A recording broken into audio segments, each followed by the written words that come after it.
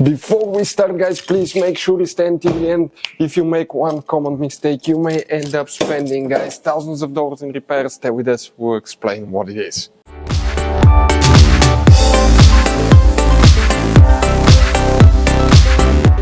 Hey guys, welcome back to Auto Repair, guys. Today will be super helpful video if you own a Mercedes C-Class Generation W204. For any of you that wants to see where the blower motor, fan, fuses and relays are located, stay with us. We're going to explain that in this video today. Some of them are extremely hidden. Guys, please do not waste your money on parts and diagnostics you may not need until you watch that video, because 99% of the people do not know that you have hidden fuses. We'll explain where they're located. Stay with us until the end, guys. And if you need to buy replacement parts, choose at a good price, quick shipping. We'll share the information in the description of the video below for your convenience. So let's start on it now. Before we start, let us tell you a little bit about us, guys. Every single car we get here at the garage, we try to make at least 200 to 300 free repair videos. We make mechanical repair videos, engines, transmissions, bodywork, electrical, engine, transmission codes, fuses. Why we guys do all that? Because our mission here at the garage is, guys, to save you as much money as we can. All we need in return, please subscribe to the channel, like the video. That way we can keep making these free videos. And guys, check out our YouTube channels. We have more than 17,000 free repair videos that can save you thousands of dollars in future repairs. So let's start on it now. For the blower motor fan, let's talk about these fuses, guys. You have some hidden ones. We recommend to check out the video on our YouTube channel about fuse box location and diagram Mercedes W204 C-Class. It will teach you about all different hidden fuse boxes. But you need to open the hood. You're going to have that cover right here if you want to see how to open it. We have the video on our YouTube channel about fuse box location and diagram. It will show you all that. Here we need to check one fuse, then we need to go to two different fuse boxes. One of them is extremely hidden.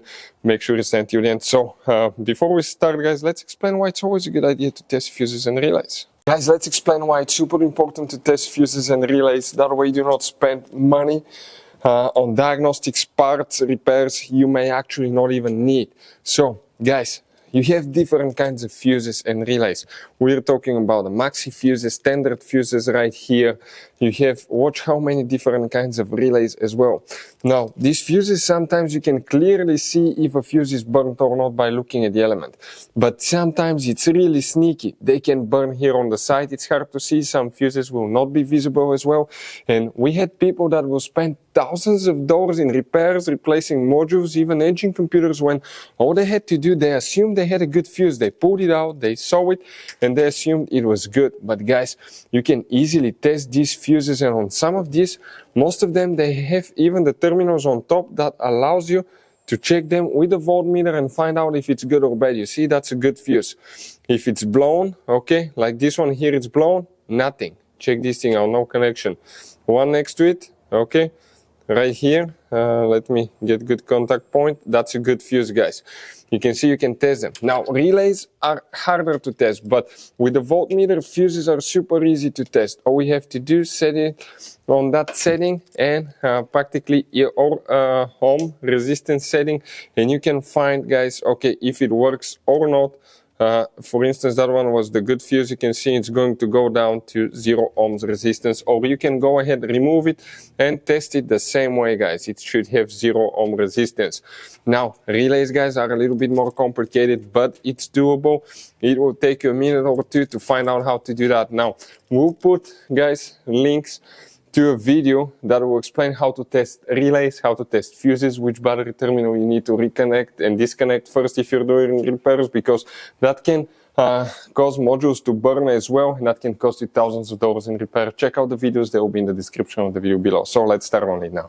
The fuse, guys, that we need to check, actually that fuse, guys, okay, it's a little bit not so convenient, but if you come in that row of fuses, you see that's relay M, right behind the relay, okay, right here, you're going to see the numbers next to the fuses, fuse number 12, that's the second fuse after the relay. That fuse, that's the one that you need to check. Check this one, guys. Then we need to go to the trunk. In the trunk, we have another one that we need to check, and then we'll go and find one hidden, okay, fuse box that we need to check as well, where it's located. Let's explain that thing now, guys. Here, okay, the fuse that we're talking about, it's known as fuse 43 we're talking about this 5M fuse right here.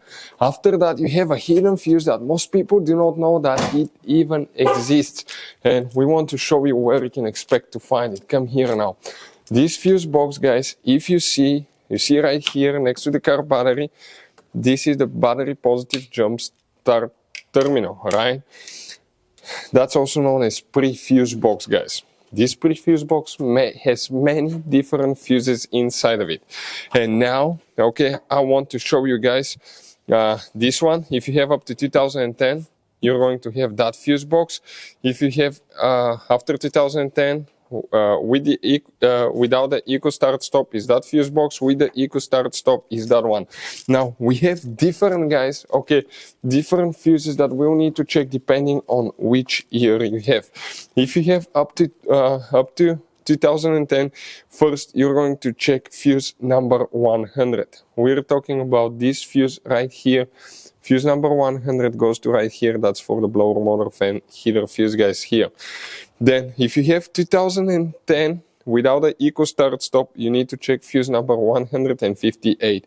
It will be that one right here. And if you have the one with the eco start stop, we're talking about fuse 160. It's the same location but different number. These ones will need to be checked as well, guys. All these fuses control this system, guys. In this Mercedes W204, you're going to have all kinds of different fuses and relays that sometimes are hard to find. And if you're in the middle of nowhere, you may have a hard time finding one, guys. Replacement one, you may be stuck. It happened to us. So what we usually do, we buy some spare ones and we put in the glove box for a peace of mind. We'll share a link where you can get them at a really good price, quick shipping. That way you do not waste money and time. That link will be in the description of the video below. Check it out for your convenience. Hopefully, guys, the video will be helpful. Thank you for watching and see you next time.